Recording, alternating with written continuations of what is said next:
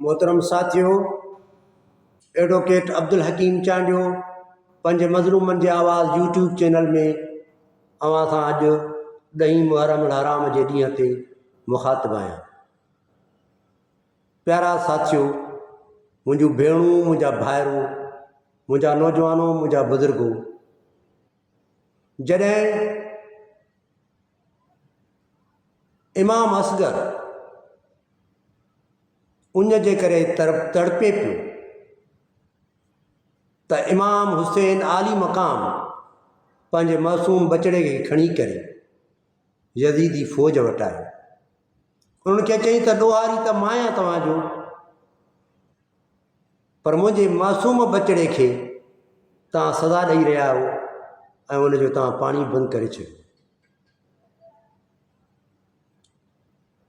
Shimmer मलाउन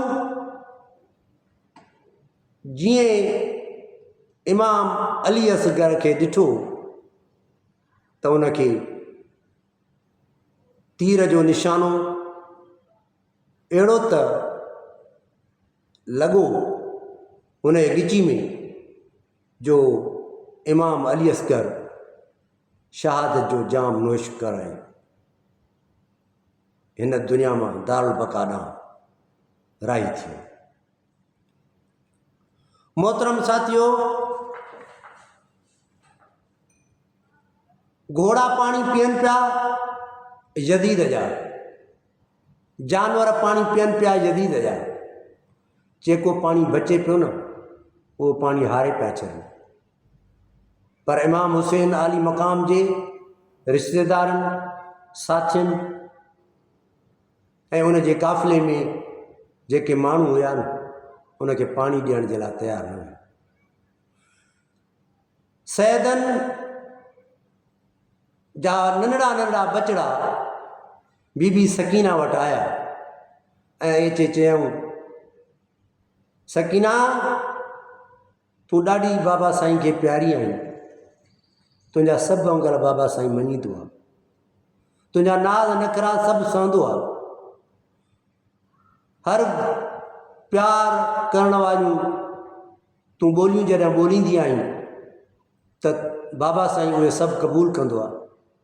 असांखे पाणी वठी ॾे, बाबा साईं खे चयो।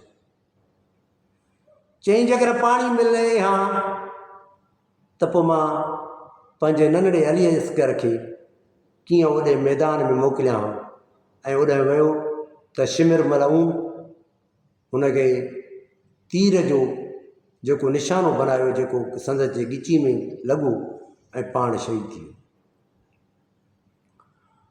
मोहतरम साथियों, 10 मुहर्रम सन 61 हिजरी में उमर बिन साद इमाम हुसैन जे 72 जानसारनि ते 30,000 फ़ौज सां काह कई।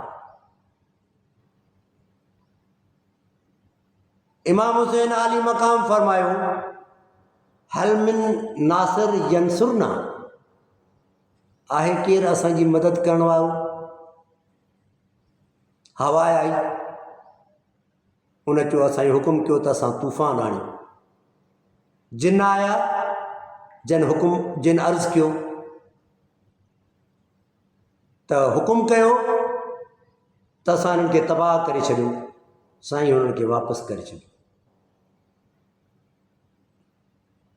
पाण जॾहिं असर जी निमाज़ में हुया ऐं आख़िरी सजदे में त शिमिर मलाउन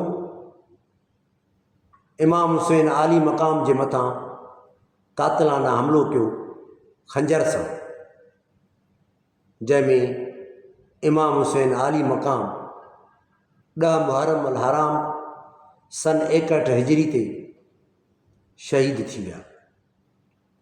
शहादत खां पोइ संदन जा सिर नेज़नि ते खयां विया, हुननि जे खीमनि खे लुटियो वियो,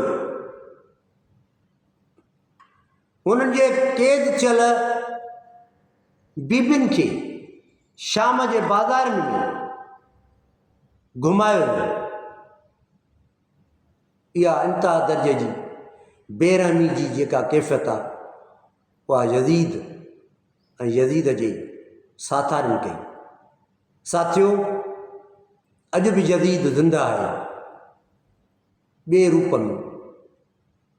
अचो त इमाम हुसैन आली मक़ाम जे करबला वारे क़ुर्बानी वारे जज़्बे सां सरशार थी करे वक़्त जे सभिनी यज़ीदनि सां ईअं टकर खाऊं।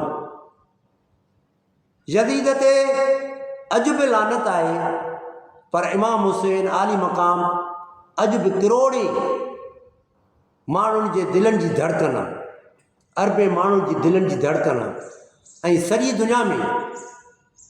दुनिया में उन जे फ़िक्र नज़रे क़ुर्बानी खे ख़िराज तहसीन थो पेश कयो वञे। मां बि उन जी अज़मत चालू पंहिंजे सिर खे ख़म थो कयां। महिरबानी साथियो।